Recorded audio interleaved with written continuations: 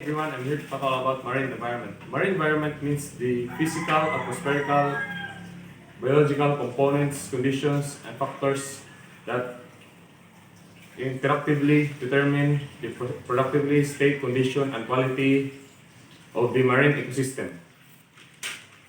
The major, the majors, and next one is the major sources of marine pollution.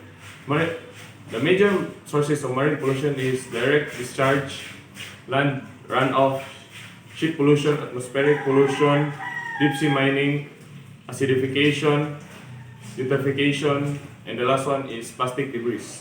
About 80% of marine litters comes from land-based sources through drain sewage, outfalls, industrial outfalls, direct littering, while 20% of marine-based activities such as illegal dumping and shipping from transport, tourism, and fishing. And the next one is the MARPOL. The International Convention for the Prevention of Pollution (SIP) is the main international convention covering prevention of pollution in the marine environment by ships from operational of accident causes. The MARPOL Convention was adopted on November 2, 1973 at IMO.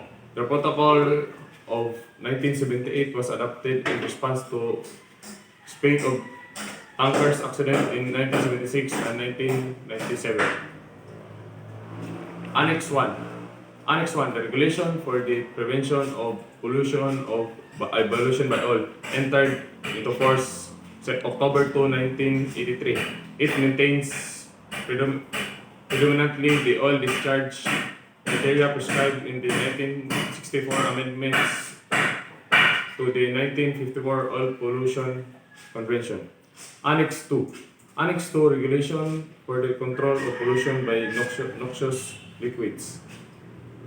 Substances in bulk entered into force April 6, 1987. It subdivides the substances and contains detailed operation standards and procedures. Annex 3. Annex 3, regulation for the prevention of pollution by harmful substances entered into force July 1, 1992. Contains general requirements for the issuing of detailed standards on packing, making,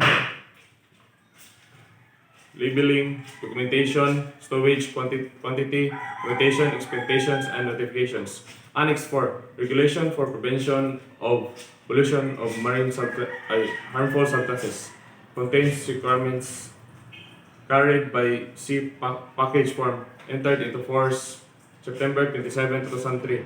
Contains requirements content pollution in the sea by sewage from ships. Annex 5, regulation for the prevention of pollution by garbage from ships, entered into force December 31, 1988. This deals with the different types of garbage and specifies the distance from land and the manner in which they may be disposed of.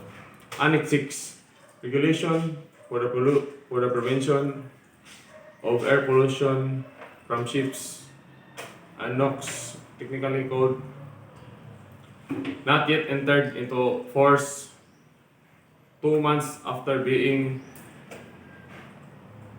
ratified by the 15 states.